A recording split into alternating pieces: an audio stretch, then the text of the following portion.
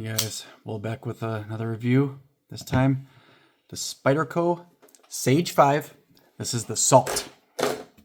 Pardon me for the noise. So, Spyderco Sage 5 has been around for a while. I guess their salt series specifically has the yellow handle and also comes in. See if I can get that to focus on it without the. Really? I can't tell if you can see it or not. Anyways, it's Magnacut. So, very good blade retention, durability, corrosion resistance, all that. You can get this on Amazon right now for $169.99. So yes, this is a little bit up there in price, but just trying to get an idea on what you're getting for the money. And for this one, you're definitely getting a blade. This is a smaller knife. It's a little bit over 7 inches long. The blade's pretty much exactly 3 inches long, kind of like a spear pointer. I think they call it leaf point. Scales are FRN, fiberglass reinforced nylon. It feels like plastic, feels cheap, but I'm sure it's not. The grippiness is good. It's comfortable to hold. There's nothing about it that's not comfortable to hold. It's got the compression lock. So up here, just push aside and this thing just falls down. Now, the action on this, for only having the 2 deployment methods, well, technically 3, I guess we use a compression lock. I haven't found too many that just have that it's as fast to fidget with as you want to. I don't suggest doing the compression lock one. It just doesn't seem to work all that well, but just back and forth between these. It's fun to mess with. The ergonomics on this thing are ridiculous. With all that contouring, here you're good. Right behind that, up here, once again, like in the Manix 5 or Manix 2, jimping up in the choil. All day. Here, this thing just disappears in your hand. All you got is that blade. It's got a wire clip that is reversible. I'm not a huge fan of the wire clips, but it's fine. Pretty deep carry. I love this knife. For as small as it is, it feels like I can get a lot done still. It disappears in the pocket, disappears in your hand. I will say one thing. It could just be random, and I don't see how it could do it on a regular basis. So I had it in my pocket. I was front carrying in a pair of shorts when I was working outside yesterday. I pulled up, and it managed to open a little bit and cut into one of the strings to tie the shorts. So luckily, nothing worse happened, but I don't know how that happened. I don't know why it would do that, unless maybe I didn't close it all the way. Maybe I had it in there like this or something like that. So complete human error. I don't know if otherwise there's any reason why just pulling this up that, even if something got caught, whether it's getting caught on, unless, who knows? Maybe the string actually got caught in there and somehow pulled it open. So it could just be my error. Don't know if that kind of thing has happened to anybody else where the blade just kind of ended up opening up. But I don't know. Just had me a little bit worried for a second that there's something either I didn't do correctly or something with the knife. But I have a feeling it's probably my error.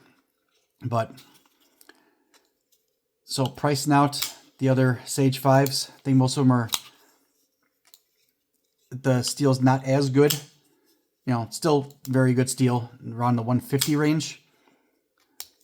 So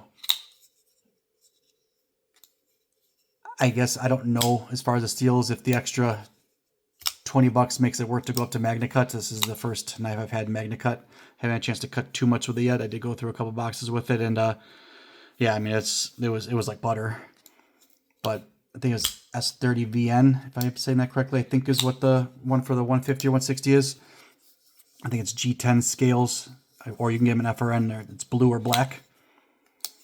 But this compression lock's awesome. It's the first time I've used it. It's super easy. You barely have to move your hand at all to deploy and close this knife. You're staying behind the knife the whole time. And reverse flicking with the Spyderco circle holes, it feels money every time. Not the biggest fan of the yellow, but I know that's what they're doing with the salt stuff. I don't know if they have any salt versions of any other Spydercos that aren't the yellow, but to get Magnacut, I can deal with the yellow. But yeah, any spot you put your hand on this knife, it feels like it's supposed to be there. See a lot of people say that a lot of people consider this one of the better Spydercos just for the overall ergonomics, lightweight, price, and then, I mean, also to get Magnacut. This, yeah, I'm starting to see now why people like Spydercos. I know overall the price point seems to, I guess they're going up in price a little bit, and I understand that a lot of them being made here, which this one is not. This one is made in Taiwan. But the ones made here especially are going to go up in price. I think it's kind of the way everything in this world is going right now, especially with what's going on politically sometimes. Things just go up and down just by words being said because people get scared. But this knife's fantastic. For as light as it is, I feel like it's well made. I don't feel like any of it's going anywhere. And yeah, it, like I said, for being just a little bit over 7 inches long, it doesn't feel like that small of a knife. It probably has a lot to do with the contouring of it. I mean, being back here on it, it still almost disappears in my hand. And here especially, I mean, I don't have big hands. I've mentioned it many times. You can barely see anything coming out of here, and I'm all the way choked up on this thing. This thing's just all blade. So as far as control that you have with this, I don't know if it gets much better.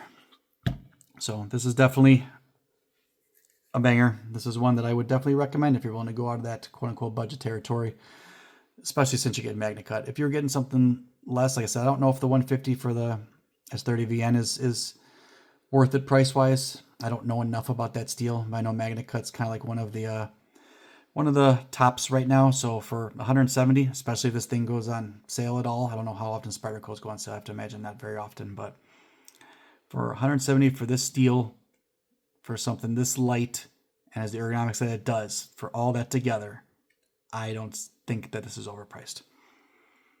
You know, of course, would I like it to be cheaper? Hell yeah. But to get everything that you're getting in this at that price, and this compression lock is fun to fidget with too. I'd say this is worth going above for that. So that'll be it for this one. Like, comment on the video, and subscribe. I'll see you on the next one. Thanks for watching.